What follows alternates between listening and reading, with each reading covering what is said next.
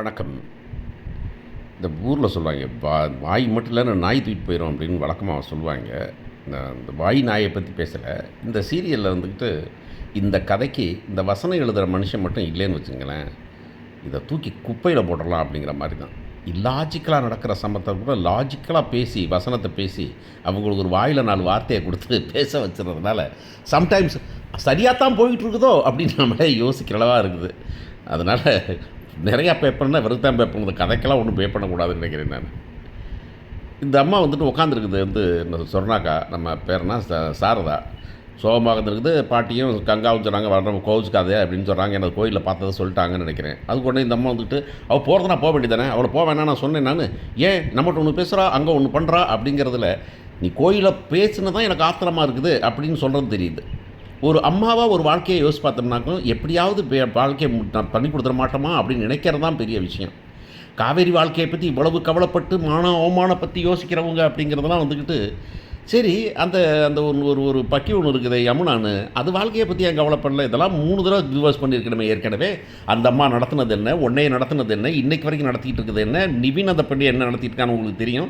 இவ்வளவுக்கும் பிறகு அவங்கள விட்டுருவாங்களாமா. ஆனால் காவேரி வீடு மட்டும் ரொம்ப பொல்லாதாமா, அதனால் அங்கே போனால் மானம் இருக்காதான், சூடு இருக்காதான், சொரணை இருக்காதான். அப்புறம் நீ போய் அங்கே நிவின் வீட்டில் சோறு தனியாக போனதுக்கு எப்படி இந்த சூடு சொரணெலாம் இருக்குதுன்னு கேள்வி கேட்டால் என்ன பண்ணுறது அப்படின்னு தெரில.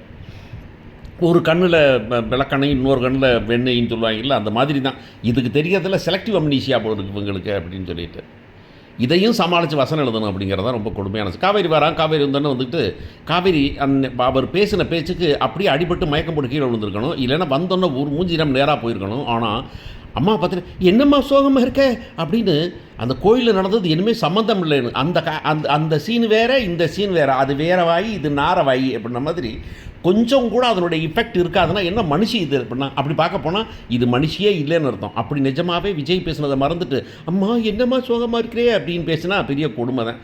அப்போயும் அந்த அம்மா சொல்லுது பிறந்தனா போ, எனக்கு ஒன்றும் பிரச்சனை இல்லை, ஆனால் நான் அந்த பக்கமெல்லாம் முடிக்க மாட்டேன், மானங்கட்டு போய் அந்த வீட்டில் இருக்க முன்னா இருந்துக்க, நீ சோத்த திங்கன்னா தின்னுக்க அப்படின்னு பக்கித்தனமாக பேசுது.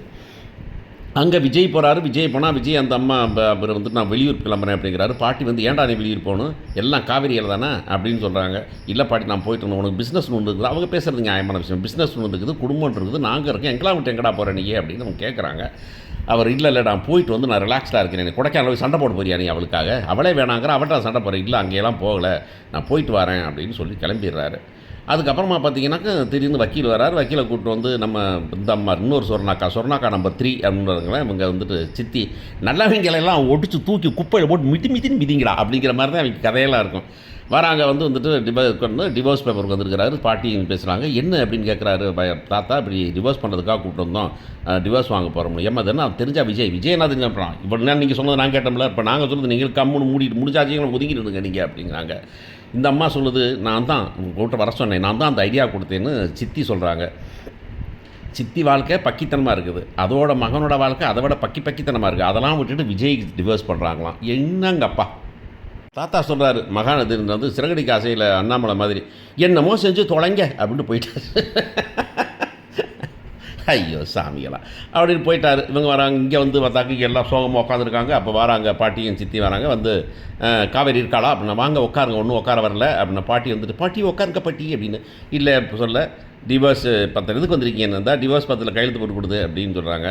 உடனே என்ன இப்படி அவசரப்பட்டு சொல்கிறீங்க அப்படின்னு. என்னடா அவசரப்பட்டுன்னு அந்த அம்மா கேட்குறது ரொம்ப நியாயமாக இருந்துச்சு. குமாரன்ட்ட நீ தானே கூப்பிட்டு வந்தீங்க விஜய் விட்டுட்டு, இப்போ இத்தனை மாதம் ஆச்சு, இத்தனை மாதம் சேர்த்து வச்சிங்களா, நாங்கள் என்ன பண்ண நீங்கள் பிரித்து வச்சிங்க, நாங்கள் பிரிஞ்சது வந்துக்கிட்டு ஏன் இப்படி கிடக்கணும், அவன் பிரிச்சு நியாயமாக பிரிஞ்சுட்டாங்க, அவன் வேலை பார்ப்பான்னு தான் பார்க்குறான், கையெழுத்து போடுங்க அப்படின்னாங்க.